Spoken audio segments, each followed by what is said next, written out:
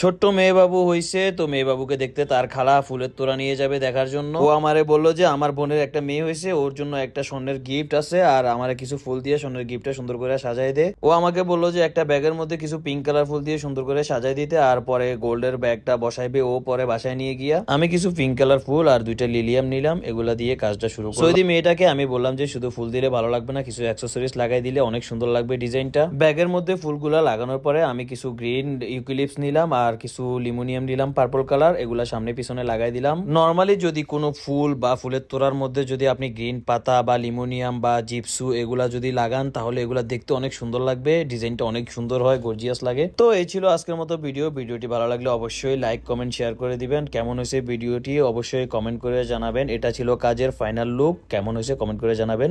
আর যারা নতুন চ্যানেলটি সাবস্ক্রাইব করে দিবেন। আল্লাহ হাফেজ, ভালো থাকবেন সবাই।